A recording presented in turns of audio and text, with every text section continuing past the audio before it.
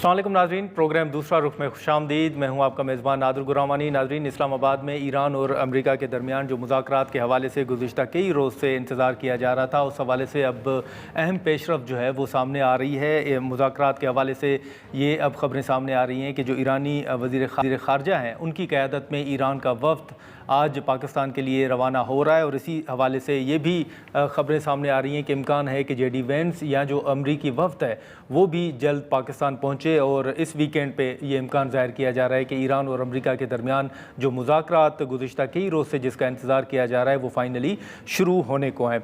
इसी हवाले से अगर हम इस्लामाबाद में मुज़ाकरात के हवाले से जो तैयारियाँ हैं ख़ास तौर पर पाकिस्तान की तरफ से, वो आपके इल्म में है कि मुकम्मल हैं तैयारियाँ। और वज़ारत ख़ारजा का आज एक अहम इजलास भी हुआ है डार साहब की सरबराही में। और इसी हवाले से जो पेशरफ्त है इसको एक अहम पेशरफ समझा जा रहा है। और इसको ये भी कहा जा रहा है कि जो पाकिस्तान की सिफारती सतह पर कोशिशें थीं उसका ही ये नतीजा है कि अब फाइनली जो ईरान का डेलीगेशन है वो पाकिस्तान के लिए रवाना हो रहा है। और इसी तरह अमेरिका के वफ़द के हवाले से भी खबरें सामने आ रही हैं। एयर कमोडोर खालिद चिश्ती साहब हमारे साथ मौजूद हैं, इसी इशू पर हम करेंगे उनके साथ। खालिद साहब, बहुत शुक्रिया सर, सबसे पहले तो आपने वक्त निकाला। सर, ये एक बड़ी पेशरफ जो है वो सामने आ रही है फाइनली, जैसे आपके इल्म में है कि मुज़ाकरात तकरीबन एक हफ़्ता कबल होने थे, वो नहीं हो सके, और अब ये पेशरफ सामने आना, आप ओवरऑल किस तरह इस पेशरफ्त को देख रहे हैं? और आपको नज़र आ रहा है कि कल या परसों तक ये फाइनली जो मुज़ाकरात हैं वो हो जाएंगे? बहुत शुक्रिया गुरमानी साहब, आपने इनवाइट किया। उम्मीद तो देखें बहुत रखी जानी चाहिए, और लॉजिकल है कि अगर ऑल द वे अमेरिका से एक डेलीगेशन आता है, ईरान से आता है, तो जाहिर है पॉजिटिव एक ग्राउंड लेवलिंग तो हुई है, तभी वो आ रहे होंगे। अदरवाइज तो जाहिर है अगर डिफरेंसेस होते तो वो हेड बैक ना करते, टूवर्ड पाकिस्तान ना करते। पहली बात हुई है। दूसरी बात ये है कि पहली दफ़ा जब हुई थी मुज़ाकरात की जो मेज़ सजी थी, उसके अंदर एक ही मुझे अप्रीहेंशन थी, और वही शायद हुआ हो। क्योंकि देखिए, जब भी जंग ख़त्म होती है और इतनी ज़्यादा हॉस्टिलिटीज़, कैजुअलिटीज़ इतनी ज़्यादा हों, लीडरशिप 49 लोग शहीद कर दिए गए, 160 बच्चियाँ शहीद कर दी, तो एक एलिमेंट ऑफ डिस्कम्फर्ट बहुत ज़्यादा हो जाता है। एक बहुत ज़्यादा एक आपको तकलीफ़देह जी। मराहिल से आप गुज़रे होते हैं। तो उसके लिए जब सीज़ फायर होता है, तो आपको दोनों साइड्स को एक कूलिंग पीरियड चाहिए होता है। तो वो कूलिंग पीरियड पिछली दफ़ा नहीं था, क्योंकि फ़ौरन बाद मुज़ाकरात शुरू हो गए थे 2-3 दिन के अंदर। और कूलिंग पीरियड इसलिए होता है कि आप इवैल्यूएट करते हैं, आप नुकसान क्या उठाए वो करते हैं। अब कूलिंग पीरियड गुज़रने के बाद रियलाइज़ करते हैं, तो मैं कल एक रिपोर्ट तक पहुँच पाया। वो इंटरनेशनल स्ट्रैटेजी एंड इवैल्यूएशन का एक रिपोर्ट थी। उसने ये कहा है कि इस वक़्त जो अमेरिका के जो वेपन एक्सपैंड हुए हैं, वो तकरीबन 45% प्रिसिजन गाइडेड म्यूनिशन फायर कर चुका है अमेरिका। 50% अपने पैट्रियट का मिसाइल अच्छा। स्टॉक पूरा उसको एग्जॉस्ट कर चुका है। 30% टोमाहॉक मिसाइल फायर कर चुका है। ईरान भी 50% कर चुका है अपना, इसमें कोई शक नहीं है। तो अगर 50% कर चुका है, तो थ्रेशोल्ड अमेरिका के लिए ज्यादा खतरनाक है, क्योंकि ईरान ने सिर्फ अमेरिका से लड़ना है। अमेरिका के पास और बड़ी कॉन्टीजेंसीज हैं। इसराइल को उसने देना होता है असला, उसने यूक्रेन जी। को हेल्प करनी होती है, चाइना के खिलाफ कोई कॉन्टीजेंसी ताइवान में हो सकती है, तो उसको वेपन चाहिए होता है। तो अमेरिका ने बहुत वो लेट गो किया है अपनी स्ट्रेंथ को, यूं समझ लें। अगर आपको सिर्फ मिसाल के तौर पे मैं बताता चलूं कि अमेरिका की कॉस्ट तो हम कहीं निकालते चाहते हैं कि $4 मिलियन का है। सिर्फ 90 पैट्रियट बनाने की कैपेसिटी अमेरिका की सिर्फ है। फिर अमेरिका ने पहले 48 घंटे के अंदर 1200 पैट्रियट फायर किए थे। तो मैं कैलकुलेट कर रहा था कि ये अगर प्रोडक्शन जी। इसी रेट पे रहे अमेरिका की, तो 13.5 साल में ये मिसाइल बनेंगे दोबारा।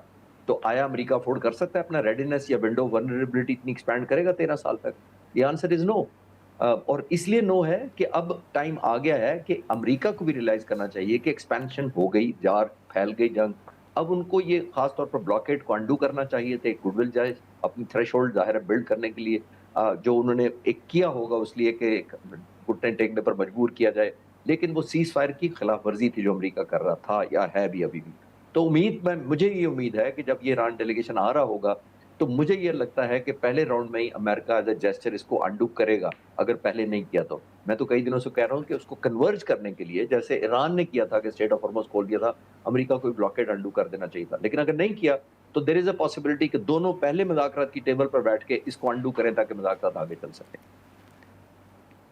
اچھا لیکن خالد صاحب اس وقت اگر ہم دیکھیں جتنے مسائل ہیں اور جتنے پیچیدہ مسائل ہیں، جیسے آپ نے بھی کہا کہ پہلے جو مذاکرے تھے وہ تو ہم یہ کہہ سکتے ہیں کہ جنگ کے بیچ میں سے اٹھ کے مذاکرات کی طرف آئے تھے دونوں ممالک۔ اب اگر ہم دیکھیں تو چلیں اس کو تھوڑا وقت گزرا ہے، بیچ میں مذاکرات یا رابطے جو ہیں سفارتی سطح پر ہوئے بھی ہیں، لیکن ابھی بھی جس حد تک یا جتنے پیچیدہ مسائل ہیں، آپ کو لگتا ہے کہ دوسرے راؤنڈ میں کوئی حتمی فیصلہ ہوگا، یا آپ کو لگتا ہے کہ ابھی عارضی معاہدہ کوئی ایم او یو ہوگا اور اس کے بعد شاید مہینہ ایک لگے حتمی کسی معاہدے تک پہنچنے میں؟ دیکھیے، دو عام طور پر آپشن ہوتی ہیں، ایک ہوتی ہے ڈکلریشن ہو سکتی ہے اور ایک ہوتا ہے ایگریمنٹ ہو جانا۔ جی ڈکلریشن یہ ہو سکتی ہے، ڈیپینڈ کرتا ہے کتنی جلدی کنورج کرتے ہیں۔ ڈکلریشن یہ ہوتی ہے کہ ہم پیسفل ہو رہے ہیں ایک مہینے کے لیے یا 2 مہینے کے لیے، جتنا مذاکرات کو ٹائم دیا جاتا ہے، اور اس کے اندر ہم یہ بیسک طے جی کر چکے ہیں اور باقی ہم نے یہ کرنی ہے۔ ہماری اسپیشل کمیٹیاں بیٹھیں گی، ٹیکنوکریٹ بیٹھیں گے، ایکسپرٹ بیٹھیں گے۔ اگر کوئی نیوکلیر انریچمنٹ کو ڈسکس کرنا ہے تو انٹرنیشنل اٹامک انرجی کمیشن کو بلایا جائے گا، سم تھنگ لائک دیٹ۔ یہ ہوتا ہے ڈکلریشن، اور دوسرا ہوتا ہے ایگریمنٹ۔ جی ڈکلریشن کے اندر ایک بائنڈنگ کم ہوتی ہے، انڈرسٹینڈنگ زیادہ ہوتی ہے۔ جب آپ ایگریمنٹ کرتے ہیں تو پھر آپ کنسنسسلی، کانشیسلی آپ ایک ایگریمنٹ کی طرف جاتے ہیں اور دونوں نے آنر کرنا ہوتا ہے۔ تو پاکستان کے لیے اور ان خطے کے لیے اور دنیا کے لیے پرٹیکولرلی بہت ضروری ہے کہ چاہے ڈکلریشن ہو جائے، چاہے وہ کنسنسس ہو جائے اور ایگریمنٹ کی طرف چلے جائیں، بہت اچھا ہوگا۔ اور اگر کنسنسس جی ہو پاتا ہے اور ایون ڈکلریشن بھی ہو جاتی ہے اور پیس جس کو کہتے ہیں کنٹینیو رہتا ہے نیگوسیشن، بے شک سیز فائر ایکسٹینڈ ہو جائے فائنل ایگریمنٹ، یہ بھی بہت بڑی اچیومنٹ ہوگی۔ دیکھیے، اتنے ڈائیورجنٹ ان کے خیالات ہیں، نیوکلیر انریچمنٹ ڈسپیوٹڈ ہے، اسٹیٹ آف ہارمز ڈسپیوٹڈ ہے، امریکہ کا امیج ڈسپیوٹڈ ہے اس وقت۔ تو ساری چیزوں کو ون گو میں ون بٹن سے پریس کرنا بڑا مشکل ہوتا ہے۔ یہ سلو اسٹڈی پروسیس ہوتا ہے، ڈپلومیٹک یس اور نو، بلیک اینڈ وائٹ نہیں ہوتا، بہت لمبا بعض وقت گرے پیریڈ ہوتا ہے، تو اسی پہ کام ہوتا رہتا ہے۔ تو آئی تھنک ہمارے لیے بہت بڑی اچیومنٹ ہوگی کہ آ جائیں، بیٹھ جائیں، سیز فائر ایکسٹینڈ کر دیں۔ میں آئیڈیالزم نہیں بات کر رہا، وہ ہو جائے تو بہت اچھی بات ہے، لیکن ایون یہ ڈکلیئر کر دیں کہ ہم جنگ کنٹینیو نہیں کریں گے اور میکنزم طے کریں گے بیٹھ کر اس کو کیسے ویریفائبل کیا جائے، تو وہ بھی بہت بڑی اچیومنٹ ہوگی۔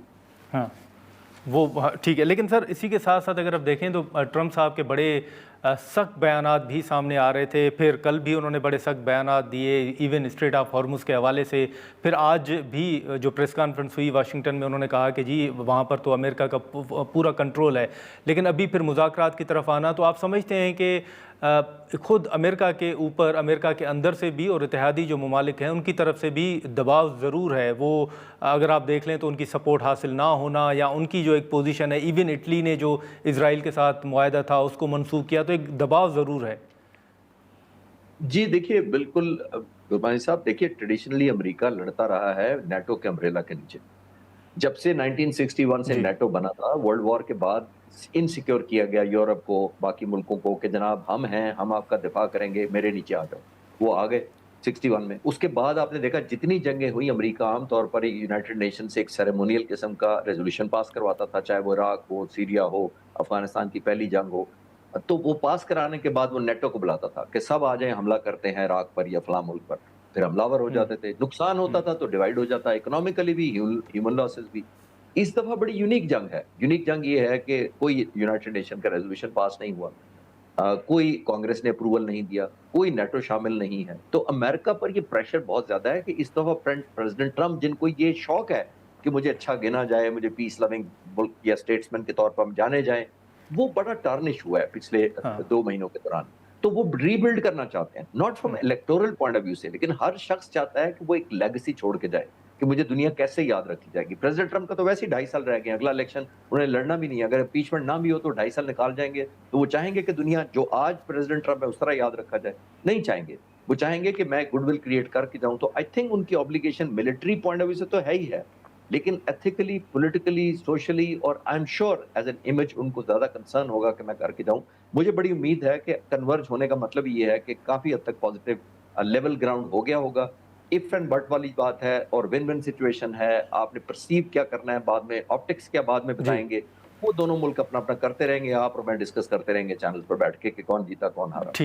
ٹھیک ہے، بالکل۔ لیکن خالد صاحب، یہ جو دو فریق ہیں چلیں، وہ تو اب واضح امکانات ہیں کہ وہ بیٹھنے جا رہے ہیں اور سب کی یہی توقع اور امید ہے کہ یہ معاملات، یہ مذاکرات کامیاب ہوں، لیکن ایک فریق اگر ہم کہیں تو وہ اسرائیل کے حوالے سے بھی بات ہوتی ہے، تو اس کو کہاں کھڑا ہوتے ہوئے آپ دیکھ رہے ہیں؟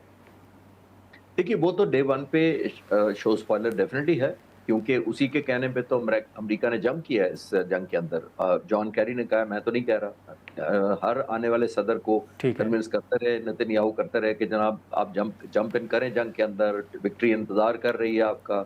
बाकी सदूर ने नहीं माना, जितने भी थे, बुश थे, उसके बाद ओबामा थे, बाइडेन थे, लेकिन प्रेसिडेंट ट्रंप ने पहले टेन्योर में भी नहीं माना। दूसरे टेन्योर में उन्होंने, आप देखा 9 महीने के अंदर दूसरी दफा हमला कर दिया उन्होंने। तो ये प्रेसिडेंट ट्रंप को सोचना पड़ेगा कि मैं आया अमेरिका फर्स्ट कहते कहते इजराइल फर्स्ट लेके आऊं, अमेरिका में खुली बहस हो रही है।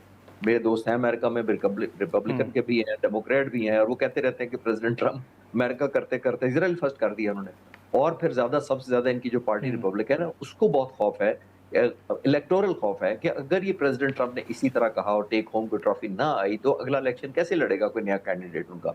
तो आई थिंक प्रेशर बहुत ज्यादा है। उम्मीद तो है कि कोई ना कोई पॉजिटिव वे फॉरवर्ड निकलेगा।